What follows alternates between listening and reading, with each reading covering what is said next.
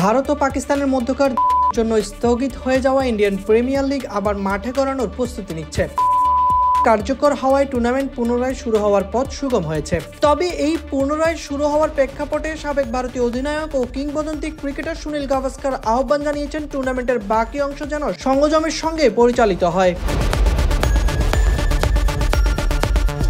গাভাস্কারের মতে ক্রিকেট কেবল একটি খেলা নয়, এটি কোটি মানুষের আবেগ। তবে কিছু মুহূর্তে সে আবেগকে সংবেদনশীলতার সঙ্গে পরিচালনা করাই মানবিকতা। আইপিএল এর বাকি অংশে তার এমন সংযত আচরণের আহ্বান তাই শুধু খেলাকেই নয়, খেলোয়াড়দেরও এক নতুন মাত্রায় পৌঁছে দেয়।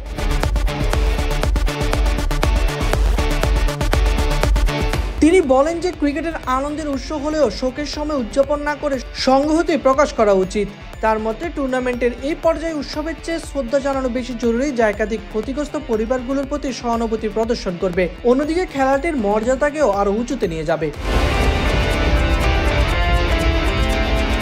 মঙ্গলবার এক সাক্ষাৎকারে গাভাস্কার বলেন, আমি সত্যিই চাই এই টুর্নামেন্টের শেষ কয়েকটি ম্যাচ যেন একটু সংযোগের সঙ্গেই হয়। আমরা প্রায় 60টা ম্যাচ ইতিমধ্যে দেখে ফেলেছি, এখন বাকি আছে প্রায় 15 বা 16টি ম্যাচ। আমি আন্তরিকভাবে চাই, যেহেতু দুঃখজনক কিছু ঘটনা ঘটেছে এবং কিছু পরিবার তাদের প্রিয়জনকে হারিয়েছে, তাই মাঠে যেন কোনো গান বাজনা না হয়, ইনিংস চলাকালীন ডিজেদের চিৎকার যেন না শোনা যায়।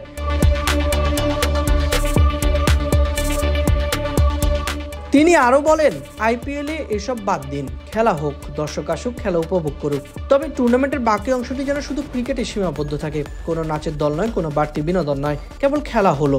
তা পরিবারগুলোর প্রতি সম্মান দেখানোর একটি উপযুক্ত উপায় হবে।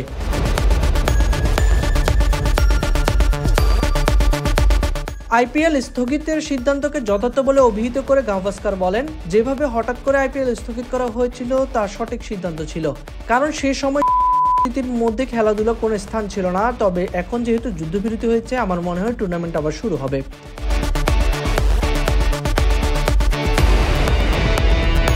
উল্লেখ্য, আগামী 17 মে থেকে পুনরায় আইপিএল চালুর কথা জানিয়েছে বিসিসিআই। প্রকাশ করা হয়েছে নতুন সূচিও। একই দিনে শুরু হতে যাচ্ছে পাকিস্তান সুপার লিগও।